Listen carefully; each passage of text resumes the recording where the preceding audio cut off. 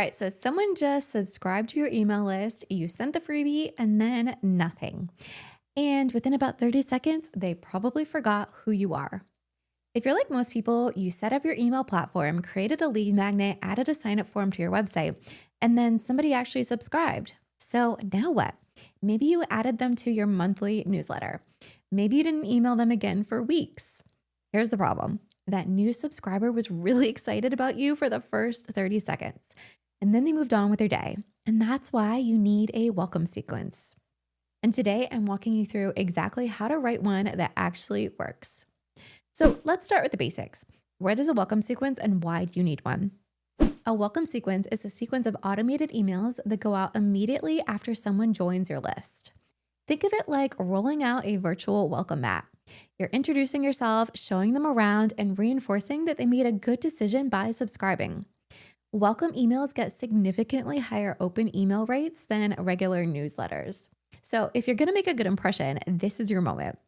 A good welcome series does these three things. First, it captures attention and it keeps it.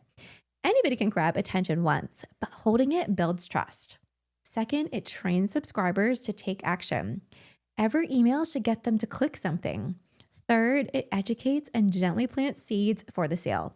You're overcoming objections and showing them why your solution makes sense. If you're not using a welcome series, you're probably leaving momentum and maybe dollars on the table.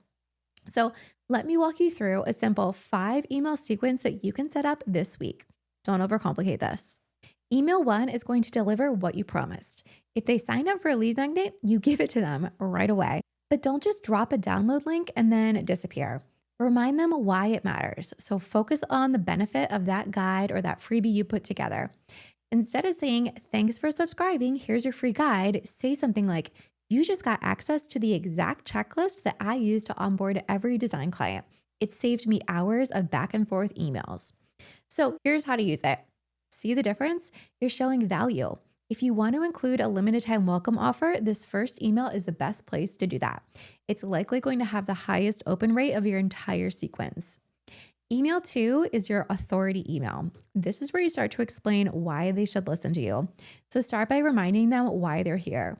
You're getting this email because you downloaded my onboarding checklist. Then reinforce what they gain by staying on your list.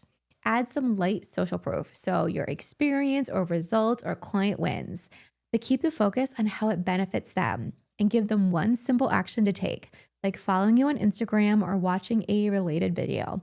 This is where we're building trust. Email 3 is one of your best pieces of content. One of the fastest ways to train people to open your emails is to prove that your emails are worth opening. Share one standout piece of content that delivers a quick win. And don't just include 5 links. Too many options create inaction. Make the entire email about one strong resource and guide them to it. Ideally, this content begins to open up their mind to the idea that your product or service solves a deeper problem. Email 4 is your stealth social proof email. This is a story. Share the transformation of someone you helped. Walk through the before and the struggle and the turning point and thereafter. If you're a designer, tell the story of a client overwhelmed with DIYing their brand, who launched confidently and started booking consistently. You're educating while demonstrating what is possible. At the end of this email, your subscriber should be thinking, "Could that work for me too?" Email 5 is going to wrap everything up. So recap what you've shared. If you made a welcome offer, remind them that it's ending. If not, tell them what to expect going forward. How often will you email them? What kind of value will you deliver? The welcome sequence builds momentum, but consistency keeps it. And if this is helpful so far, go ahead and hit like. It really helps this video reach more creative business owners like you. Now, let's talk about some common mistakes. The biggest theme I see is people overcomplicating this. First mistake, making it too complex. Email marketing rewards consistency, not complexity. A simple focused sequence can generate massive revenue. Second mistake is trying to sell everything. You don't need to pitch every offer. Focus on one core transformation. Third mistake, being too salesy or not salesy enough.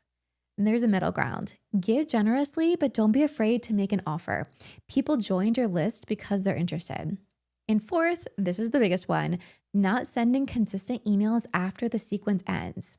If you disappear, you lose trust and hurt deliverability. You don't need a complicated strategy. Even sending your weekly blog post consistently is enough to stay top of mind. Your welcome series doesn't need to be perfect, it just needs to exist. So write 5 emails, set them up, turn them on, and you can always improve them later. The real mistake isn't writing a mediocre sequence, it's not having one at all. If you want a deeper breakdown of email strategy, check out the blog post linked below.